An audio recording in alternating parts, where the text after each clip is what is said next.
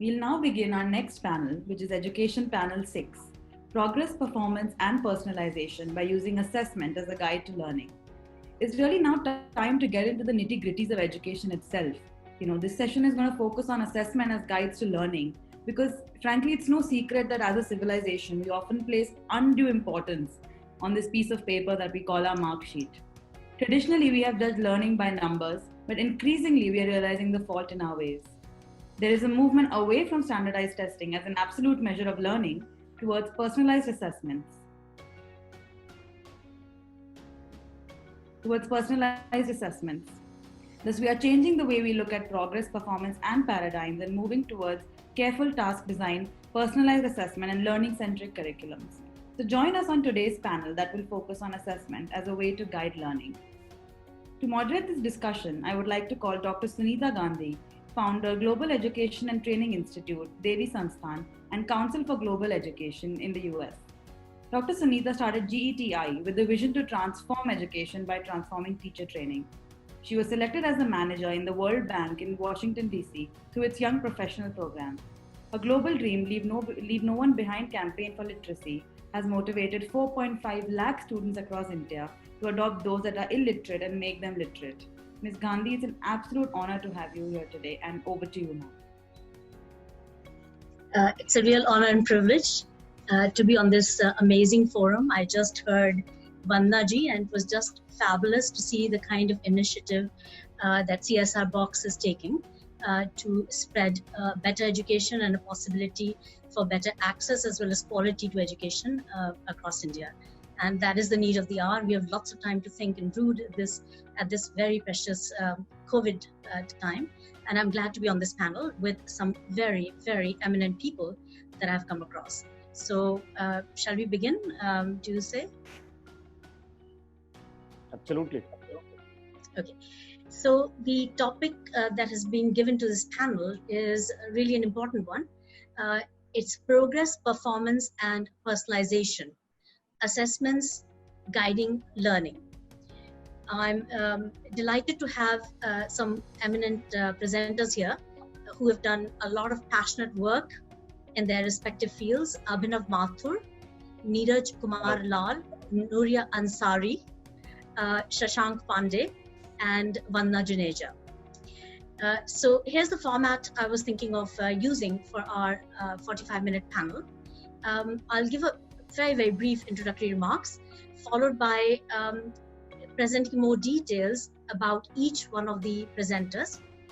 But immediately following that introduction, I'd like to ask them a couple of questions each, and so on with each of the presenters in alphabetical order with their first name. And then I'd like to have summarized what are the points that have been made and do an exit poll. Abhinavji, I might need your help in terms of creating an exit poll quickly on the system, or I will. I'll just see how I can do this on the webinar link here. Sure. But nevertheless, this is the format that I'm thinking of. I hope it's satisfactory to all the panelists. Sure. Okay, so we are talking about, in essence, a new era of assessments. Assessments are guiding learning. This is just the other way around. Normally we teach, and then we assess. And then we give a report card and say it's over, thank God it's over. And then we begin another mad cycle of teaching, and then assessing. And we dole out report cards, and we give judgment calls on children's capacity. And perhaps we all can agree that this is really not the right way. So if we can somehow turn the equation around or do it upside down, where we begin with the assessment first and understand where the needs of the child are, and then finding those gaps, we address those needs, maybe learning can be better for all children, and all children can feel excellent and great about their learning. So in my discussions with the panelists, I felt that they've been doing something similar, and it'll be absolute delight to discover what they're doing. there are new thought processes across the world regarding assessment. There's also a huge body of research and a meta-analysis by there's a work 80,000 researchers, and there's a lot of good evidence out there as to what to do and what not to do.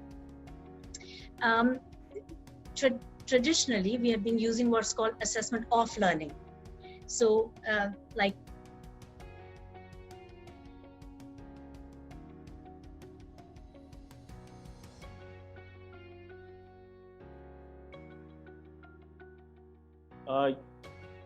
your video is stuck, Dr. Gandhi. Yashika, can you just check with them? Yashika, any organizer? Sure, sir. Please give us 5-10 seconds. We'll look into it. Sure. And I'm not sure whether we can do a poll right on this particular Zoom. I mean, I'm trying to figure out. She just put me on a spot, and I'm trying to figure out how to do it. But मुझे कुछ दिख नहीं रहा है यहाँ पे option. मैंने सब कुछ देख तो लिया है वैसे. Yeah. G? No. Please go ahead. You were not visible. Assessment. Okay. Yeah. I'm not visible. You're saying? You're not visible, and we could not even hear you. Oh, wait. For the past minute or two. We could not. Yeah. All right. Let me see where the issue might be coming. I'll just double check.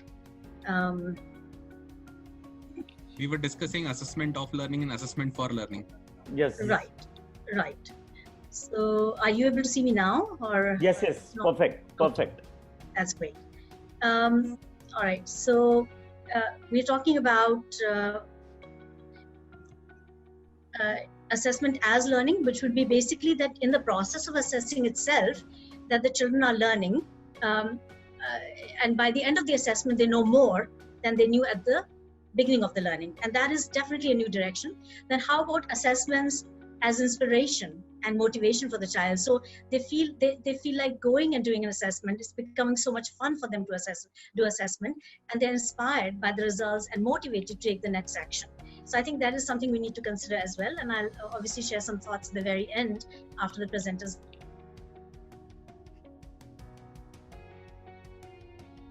It's frozen again. Yeah.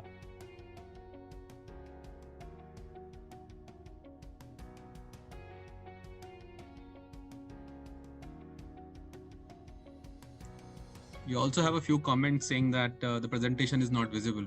Yeah, presentation isn't visible. Yeah, it was visible previously. I think she had to share it again because she should share it again. Because she came again. Yeah. I think we'll just give her a minute to Yeah. Of course.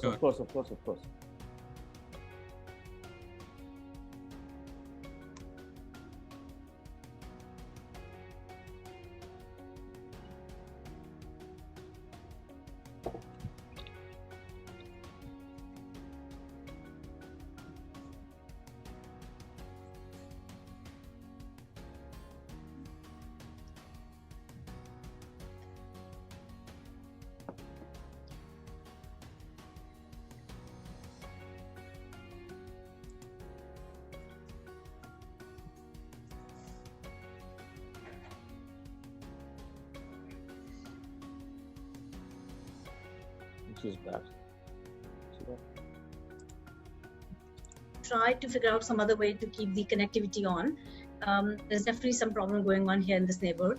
Nevertheless, so I will not take much more time. I think I'll go straight to the idea that our presenters, especially beginning with Mr. Abhinav Mathur, Dr. Abhinav Mathur, and he represents Million Sparks Foundation. Right. In which his statement that really caught my attention is that every student must have a great teacher. And this is absolutely phenomenally important. He has been developing lifelong teacher capacity through training and assessments. He has an MOU with 6 governments and 10 in the pipeline. 300,000 plus teachers have been trained by his organization, Million Sparks Foundation. 20,000 visitors on a daily basis are hitting his platform, and 15 million children have been impacted. I'd like to welcome Dr. Abhinav Mathur to share his views on the topic. Thank you so much. Sure, thank you very much, Sunita ji, and thank you very much to CSR Box for this opportunity. I'll just very briefly make some opening remarks. I think we have just time under a minute for each of the presenters. So just wanted to say that what we have observed is that while teachers are tuned towards ensuring that there is learning activity happening, the same amount of attention which is required so that good assessments are provided to students, so that there is some thinking, some critical thinking, understanding of the concept to be able to, sort of relate to it more and to get higher order thinking skills incorporated into a child is not of the most important, it's not the most important in the mind of the teacher. And we believe at Million Sparks that there is a need for us to be able to make the teacher aware of what are the various assessment opportunities. And now the challenge has even further increased because of online, online pedagogies coming to play, where online assessments are very different than in-person assessments. So, we are trying our level best to ensure that teachers get multiple ways. So the moment they're starting a topic, they are able to figure out what is the current status of the child. So there is some amount of diagnostics which they do. They continue with formative assessment during their, teaching. And then subsequently, they're able to do summative assessment. And therefore, we give them a lot of ideas through the trainings that we provide. So there are trainings which are provided specifically for these assessment topics and online assessment separately. But we also do, provide, ideas around how they can incorporate it within the teaching itself. So in the lesson plans that we have built with the teachers, to make them think a little more, improve the comprehension, that's something that we have been sort of doing with these 3 lakh teachers. And just to inform you now, since the time we have spoken, I think 30,000 teachers additionally have joined our platform. So we are closer to 3.5 lakh teachers. That's what I wanted to say, and maybe more when we will get another opportunity. This is phenomenal, really inspiring. Can you please throw light on these 2 questions? Firstly, what is your definition of a great teacher? And the second question is, how successful have you been in your efforts? Can you cite an example? Obviously, you have a lot of hits, but an example from the pages of your experiences, how you're transforming teacher training, and what is your definition of a great teacher, and are you getting those results? Sure. So on our platform, if you look at education as such, right, and if you see at the large scale at which education is rendered, mostly the focus of the government and of institutions largely remains on scoring well in the standardized tests, right? And that is not what results in life and learning outcomes for children in the longer term. And that's not what makes them become a part of the workforce, especially in the future. A child which is getting into a school today is going to get into the workforce by 2040 or 2045, right? And the kind of skills which are required then will be very different. So a great teacher for us is a teacher, first of all, who's invested in his own learning so that he's more relevant, more timely, more contemporary with regards to what he is offering to children. That is one. And is focused on whole child development rather than just focused on numeracy and literacy skills.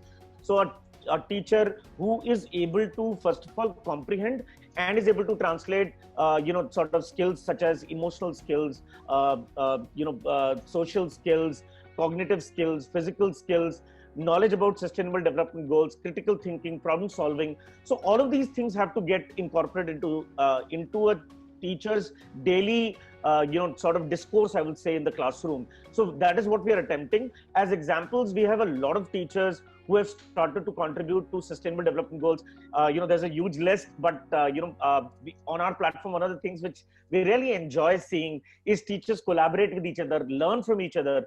So we have had cases where a teacher from Jharkhand gave an idea, a teacher from Goa tried it, a teacher in Jammu Kashmir extended that idea, and that extension was tried in a school in Rajasthan. So we could see the whole connection happen, and that was amazing. That feeling of seeing a teacher collaborate and so many teachers coming together to share ideas it's just amazing on the platform.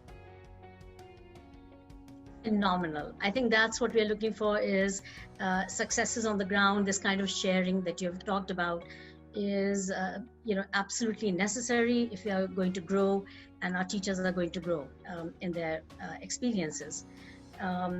So thank you, Abhinavji. We will go back to you a little later when we are doing a rapid fire questioning round, hopefully. Next is in my list, dear Neeraj Kumar Lalji, and he is head of CSR for Arvind Limited. And I know that this group is doing an amazing amount of work in education, very thoughtful, creative work in education. Their CSR is focused on education, rural transformation through a decade-long supplementary education program for the rural masses. It uses tools of assessment, taking it to the rural masses, those tools, and utilizing the existing infrastructure of the schools, recruiting and training outside teachers, empowering them with real new skills and teaching learning skills and also materials, hand-holding them and the children from grades 5 to 12 for 8 to 12 year period till they become successful, and ensuring that no child is dropped out, and helping every child become a success story. They have thus created a huge demonstration value in this path-breaking work. I invite Neeraj Kumar Lalji to kindly present his thoughts, and I'll be asking him 2 key questions, which are I'm going to share in a minute. So please go ahead, Neeraj.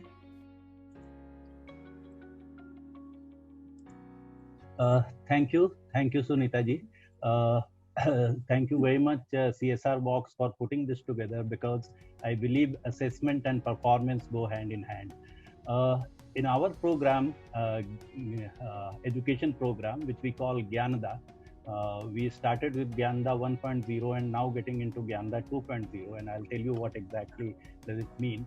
Initially, this program is with the partnership with government, and that tracks the performance of every participant for 8 to 12 years. That's, I think, is the USP of the program. Once we track these participants, these participants are from urban municipal schools. So there is an MOU with the government, and we track them over 8 to 12 years, how they have been featuring. This is done through a governance, providing of infrastructure, developing of teaching learning material, training of teachers, and monitoring and evaluation over 8 to 12 years. The benefit that we get is that a child is not only judged at the end of the program, it is judged quarterly over a period of 8 to 12 years.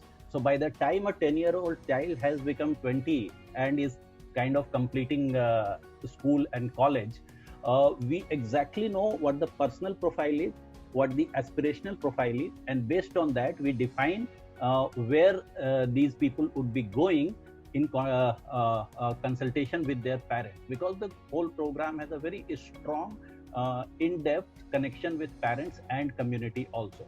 I'll give you an example.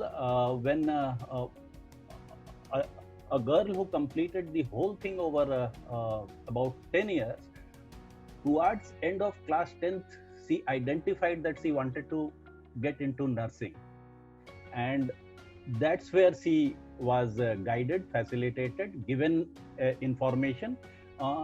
She was among top 50 in Gujarat and started earning about 35,000 rupees.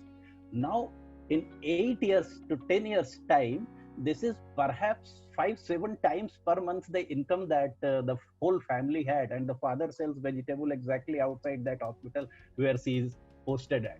Very, very overwhelming for all of us for this kind of thing. Presently, we believe this Gyanada 2.0, we are taking it to rural, and in next 2 to 3 years, we want to reach to about 5,000 to 7,000 kids in a combined geography. Next, I think I'll stop here because this is the kind of background, but we'll take up more questions, Sunita ji. Right.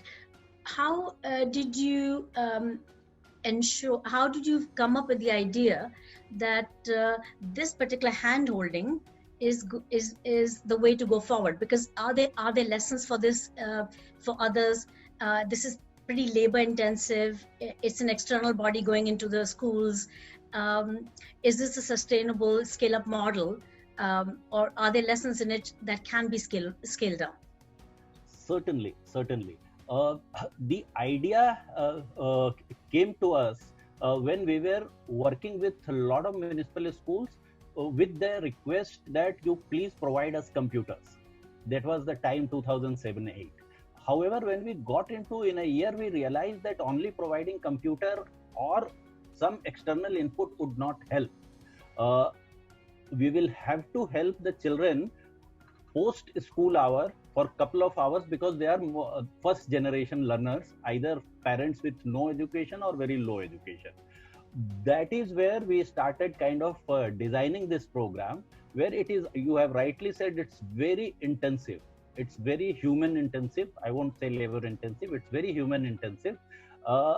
And a teacher-student connect is something that we thought is very important and will happen. However, let me add, Dr. Sunita, that this pandemic has, I believe, given us tremendous opportunity. The way we have moved into the communities, it has increased the ability of our teachers to reach to large number of candidates. And a very interesting thing that I see happening, actually per child cost going down tremendously, because one teacher is reaching to large number of students. Earlier, a teacher will go 6 days, perhaps now they will in person go 2 days, and 4 days they will be at other places. Their capacity to reach out to children is going to go 2.5 to 3 times. And that is what the exceptional benefit that I think we are going to get. Audience, may I remind you that you can also post your questions in the Q&A section, and the speakers may please look at that section and see if there's a question that you'd like to answer. I'll try to pick it up as well. Thank you so much, Neeraj ji. बहुत ही interesting है आपका जो thought process. It's a change that makes every child count, every child be treated as a person that can be successful, and you make sure that they are. So this is really phenomenal. May I now invite Shashank Pandey to present his views, but first a little bit about him. He is president and founder of Conway Genius, and this is an EdTech organization since 2013. What is really fascinating is that during the lockdown period, Shashank ji came up with the idea of using WhatsApp as a platform. And this is phenomenal because it reaches everyone practically that has any kind of device that can carry a WhatsApp. And we know how WhatsApp has become so important to all of us as well. And he has created a very innovative solution that can be used at home by millions of children. He has also been very successful in getting MP and HP during this very short time to buy into the idea and provide it to their children across those states. So basically, assessments are used as a basis of learning, and teachers get the student-wise or class-wise feedback, and they can break out the groups, their class into subgroups, and do also asynchronous activities with these children. So maybe, I found it fascinating when I studied it. I'd love for Shashank ji to share more light on it, and I have a couple of questions from him as well. Over to you, Shashank ji. Thank you, Sunita ji, for the kind introduction. So yes, Conway Genius is a teacher-facilitated teaching learning platform. So it's a personalized learning platform which is able to understand, how children are learning, is able to understand the current levels of the child through different kinds of assessments. You spoke about assessment of learning, assessment for learning. So most of the assessments that we do in the journey on the platform can run on any device like a tablet or a laptop, and even WhatsApp now because of COVID. We had to bring our teacher learning, journeys to WhatsApp so that, millions of children can use it. So the idea is to understand where the child is today using different kinds of assessments, and then take them to a desired grade level. Most of our children in government schools and budget schools are not at grade level. So we use assessments to understand where children really are today, and then we create a very customized learning journey for them on any device that they are, to be able to bridge those skill gaps and make them at par with the other students who are more privileged and studying in private schools. So yeah, I mean, that is something that we do. Just to give you an analogy, I mean, just to make it simpler for the audience, like we all use Google Maps, right? So Google Maps is able to suggest a very optimized path, right? Depending on the different data points that they collect while we are driving a car or a bike.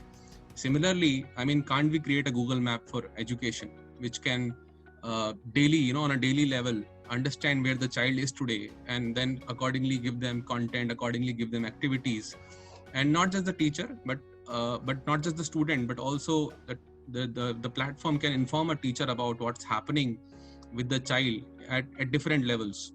So the kind of feedback and kind of nudges that we give to the teachers are at multiple levels. We are able to tell the teacher what is wrong with the whole class. What are the common misconceptions, what are the errors that most of their children are doing in the class.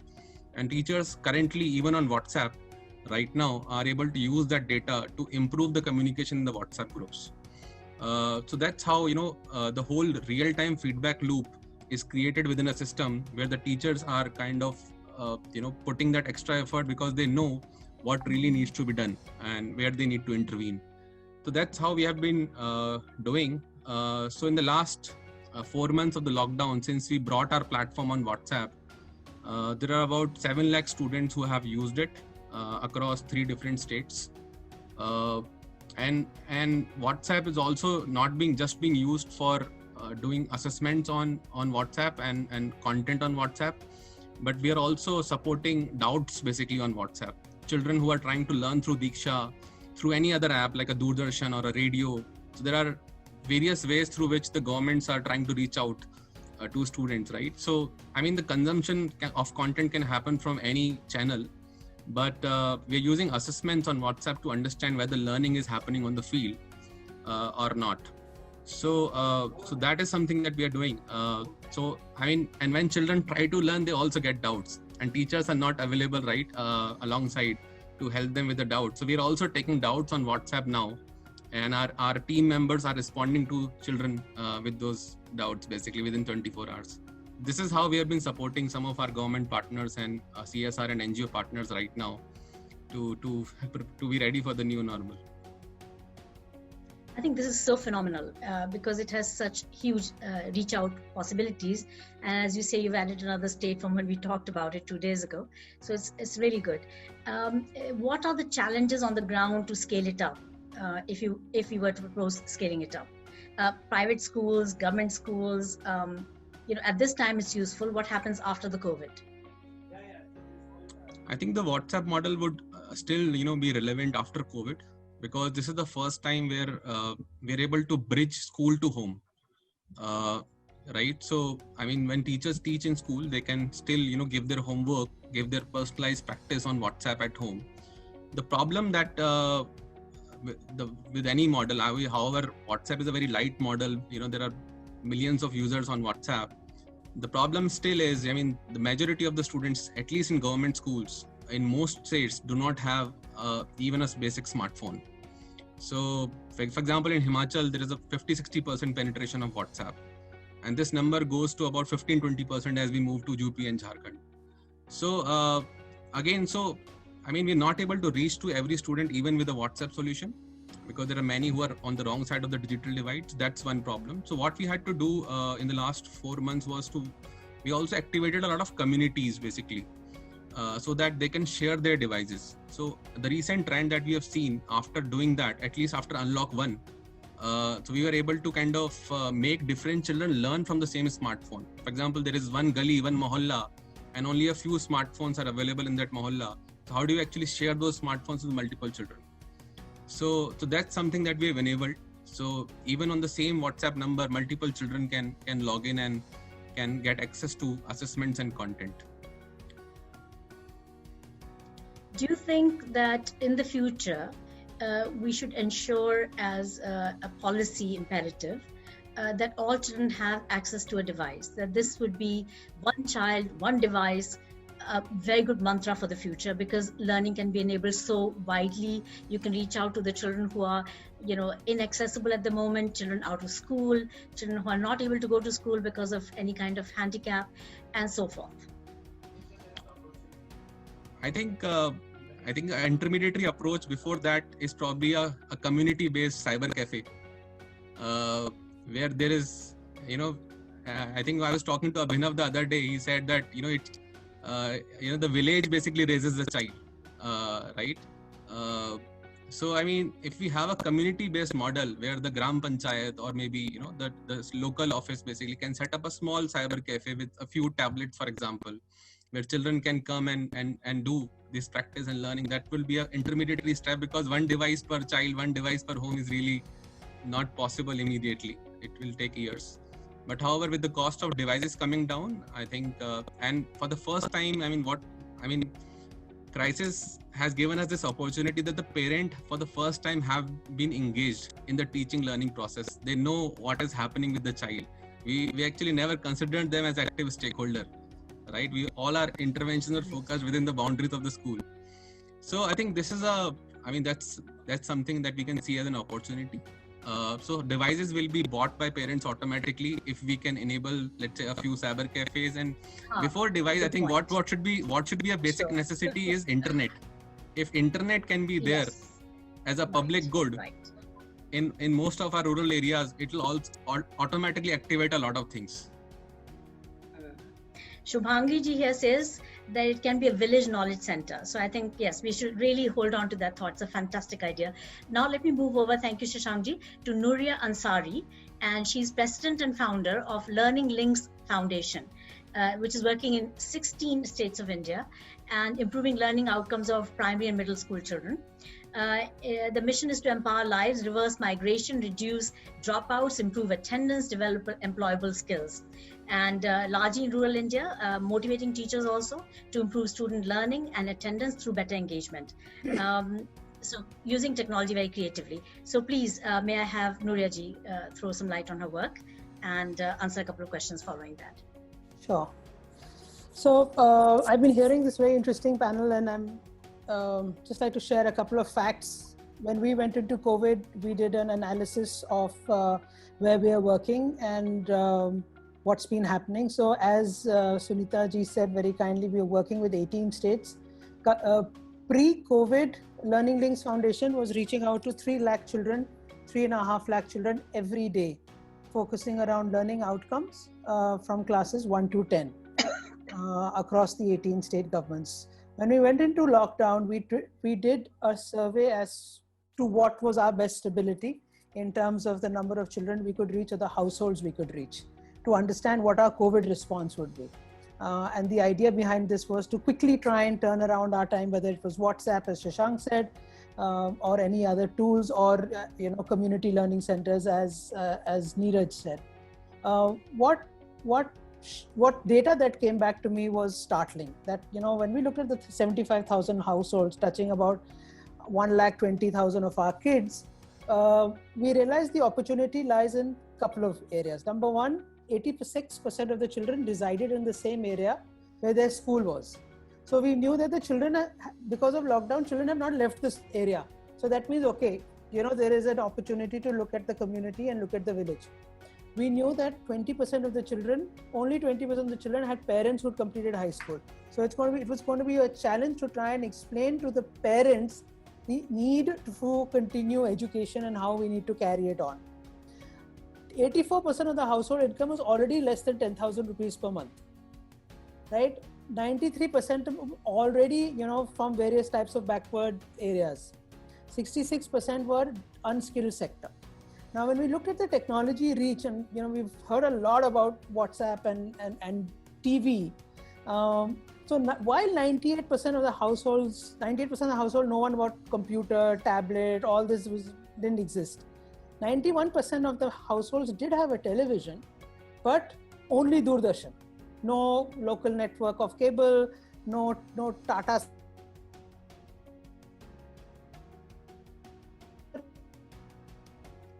Because it was either part of a chief minister scheme and they didn't manage to sell it, or because it was part of some freebie that had come in and that kept it and Doordarshan was running. At least 92% had one phone. One phone existed, but only 45% was a smartphone or a feature phone. And only 42% of the 45 actually had access to WhatsApp. So the reality when we look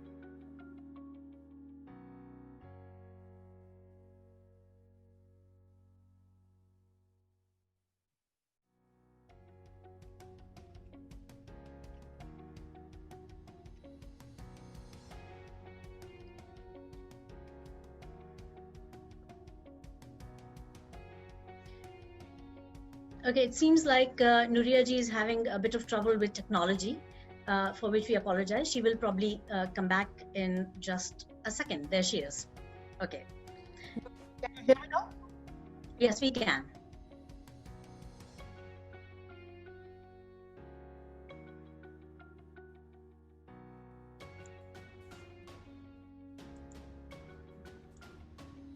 Nuria ji, you're out again.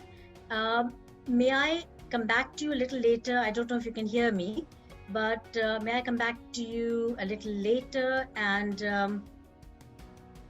start with the next presenter for the moment. So I'm just texting Nuria ji. Actually, Shashank ji, can you do me the honors and just text her that we'll take her after the next presenter? Sure. Thank you so much. So I'd like to invite the next presenter, that is none other than Vandana Juneja. And she is the head of marketing and new initiatives at Macmillan India. And what they've been working on is a phenomenal set of new initiatives with assessments.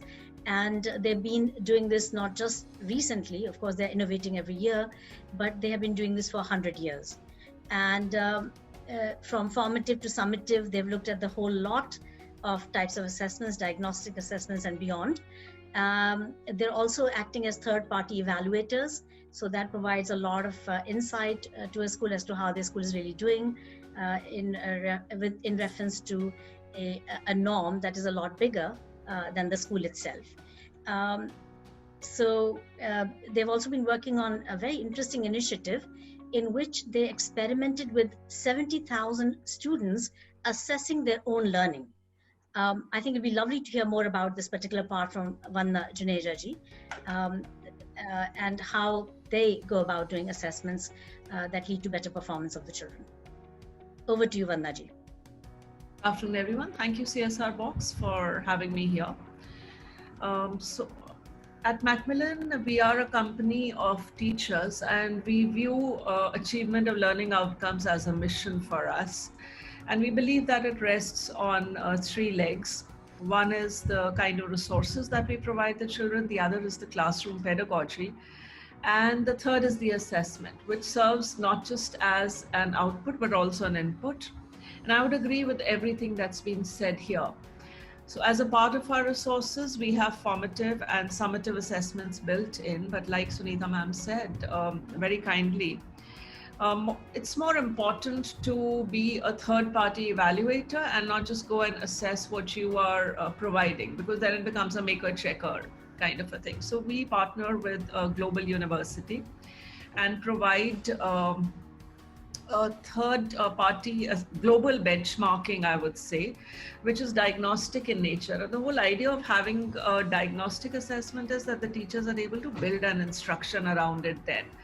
However, I'll be very honest about it. While we've been doing it in India for 14, 15 years, there are a few schools who take it very seriously and who take it for a longer period of time, so that after 3 or 4 years, they're able to say that this is the direction I want to take my maths teaching in. And I notice that there is a gap every time my students go from class 3 or class 4.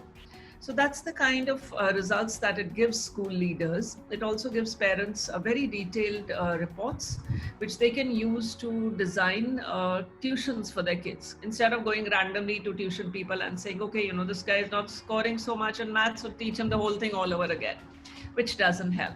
So if I were to say objectives wise, I think diagnostic assessment is more important than formative or even summative, because formative is only how well the teacher is teaching and the student is learning at that point.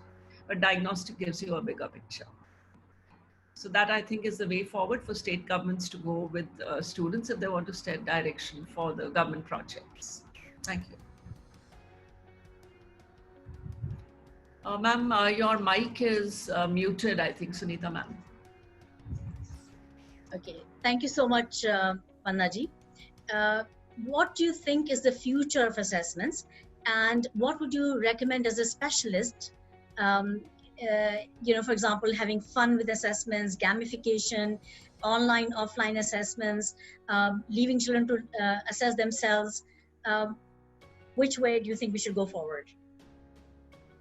Firstly, I wish I were a specialist, but just having worked here with some experience, I would say at least we are having conversations on assessment now and not on evaluation, which was happening for decades. And now if we are talking of assessment, of course, would love to see going in a more holistic way, not only for scholastic, also for co-scholastic. I think a lot of states are focusing on life skill evaluation, because these are skills that the future is going to need and not what is happening in the school space. Largely a crisp answer. I think this is where we should be going. Fantastic. Thank you so much. Now we may go back to Nuria Ansari if she's connected properly this time. I hope so. Hi ma'am, this is Yashika here from CSR Box. Nuria ma'am has some internet issues, so she's still trying to connect back. Okay, so I think I will just summarize what we have heard so far, not so much as summarize as give my own opinion. You've already heard the speakers. They've already presented some very breakthrough ideas, which are, you know, phenomenal. I mean, I've been in education for since I was a baby. I was born to a family of educators, and you know, breakfast, lunch, dinner talk was education. But there's been so much more learning lately, and I think it's been a collective learning, not just here in India, but also worldwide. People are feeling they've had the time to think, to mull over. I mean, we've got, for example, the WhatsApp solution by Convergenius. You know, it's a genius idea. I mean, most of us don't even know you could do this with WhatsApp. I went and tried it out yesterday. Fascinating. So we've got that. We've got Lalji doing this very hands-on, you know, helping the children to come out of their own limitations, if you like, and make them excellent. We've got, you know, Abhinavji working on developing all kinds of skills with the teachers that are sustainable and that are going to take teachers forward with their children in a meaningful and different way, even connecting with the emotions of the children and so forth, the 21st century skills. So, you know, I can see a lot of really good work going on. Assessments, Vannaji's work, or her company's work, which she's heading. You know, a lot of it is new things that I personally, as an educator, find them fascinating and interesting, and we should definitely try out for the sake of the children new and different ideas. A good friend of mine in the US, Dwight Allen, Professor Dwight Allen, who coined the word or the phrase micro teaching. He and studied by B.Ed colleges all over the world. He came to a conference at my invitation in 1998, that's so many years ago, and he said that after 20 years of teaching, teachers have merely 20 years or 1 year experience, and they don't have 20 years of real experience. So, you know, this kind of initiative on part of these organizations, these individuals, is really breaking those old molds. Teachers are becoming more innovative, they're thinking fresh, and this is really exciting. I don't know if I can share my screen again or dare to try that once more, but I do have a few slides that I'd like to share with you. Let me just give it one more shot. Ma'am, apologies Yes. for interrupting, but we have a little bit of time constraint since we have another panel just after this. So Okay. I would Okay, then suggest I'll try all to the, wrap it up. Yes, ma'am. All right. Okay, so just want to then wrap up also by saying some of the research work that I've been privy to, and this may, strike a chord with some of you. The idea of competing with yourself rather than competing with others. When we can ask the question, why do we assess children to compete with others? And in a way, you all have also broken those molds. But my research work in UK, Iceland, and India has shown that when children compare with their own results and compete with themselves, they actually produce better results. So this is something we call ipsative, and there's a Professor Gwyneth Hughes in the UK who is working on this worldwide, and I'm working with her on this in the research context. So, and this got published also twice. She's written a book. Second book has my research work in Iceland, UK, and India. So I'd like people to think about that as well. I think it is a definite new direction, something that of an underlying ethic we need to address, because if you want to bring about a huge transformation in education, we need to address the underlying ethic. So I'd like to end with that and say that the panel has been absolutely superb. I don't think we can do an exit poll right now because of time constraint, but just from the bottom of my heart, I want to thank all of you for illuminating all of us listeners. I want to thank CSR Box for organizing this fantastic event, to the various members of the CSR Box who have been in touch with all of us and doing such an excellent and impressive professional presentation as well, taking care of every detail. So thank you very much, everyone. And we, on behalf of the great panelists, would like to thank all the participants. So that is on behalf of Abhinav Mathur, Neeraj Kumar Lal, Nuria Ansari, Shashank Pandey, Vanda Juneja, and the organizers. Thank you ever so much.